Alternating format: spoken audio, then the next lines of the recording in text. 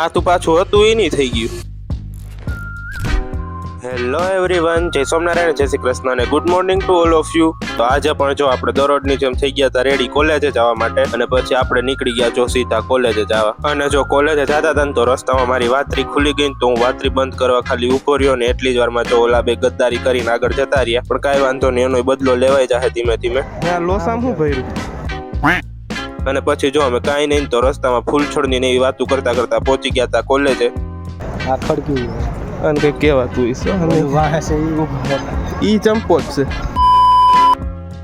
અને પછી જો જેવા લેક્ચરમાં બેઠા ને એવી એક આપને બેડ ન્યૂઝ મળી ગઈ કે જો આ ઋષિતભાઈ ડિસ્પ્લે હમી કરાવી હતી, પાછી થોડીક બ્લિંક મારવા માંડી છે. કાંઈ વાંધો નહીં, પછી ઈ લેબ પતાવી અને આપણે પછી પરબારો બીજો જ લેબ હતો એટલે આપણે વયા ગયા હતા બીજા લેબ. તો કોલેજ કમ્પ્લીટ કરી અને આવી ગયા હતા આપણે રૂમે. પછી રૂમે આવીને આપણે જો મમ્મીના હાથના મમ્મીએ મોકલેલા મસ્તના પેડા ખાઈ લીધા હતા. અને પછી પેડા ખાઈને જો નાસ્તાનો ટાઈમ થઈ ગયો હતો એટલે આપણે વયા ગયા હતા મેસમાં નાસ્તો કરવા. નાસ્તો કરીને આપણે જેવા જ રૂમે આવતા તેવા જો આપના બે ખિસકોલી બેન દેખાઈ ગયા. એ નાસ્તો કરતી હતી. પછી મેં કીધું કાંઈ વાંધો નહીં, તમે નિરાંતે નાસ્તો કરી લ્યો, અમે જાય રૂમે. પછી જો રૂમે આવીને આપણે કરી લીધું હતું થોડુંક વિડીયોનું કામ કર્યું હતું. તો જો રાતે જમવાનો ટાઈમ થઈ ગયો હતો પણ કોઈને મેસમાં જવું નહોતું જમવા, એટલે આપણે પહોંચી ગયા હતા સીધા કેન્ટીને જાય પેલા જો નીચે આપણે કરી લીધી હતી સિગ્નેચર, ને પછી જો આપણે ધીમે ધીમે વયા ગયા હતા કેન્ટીને પહોંચીને આપણે લઈ લીધા હતા પફ, અને પફ લઈને આપણે આવી ગયા હતા સીધા રૂમે આવીને આપણે ખાઈ લીધા પફ. અને પછી જો આપણે રાતે જમીને ડાયરેક્ટ સુવાનું નથી એટલે આપણે થોડુંક વોકિંગ કરી અને પછી વયા ગયા હતા સીધા સુવા. તો મળીએ કાલના નવા વિડીયોમાં, ત્યાં સુધી જય સોમનારાયણ, જય શ્રી કૃષ્ણ અને ગુડ નાઇટ.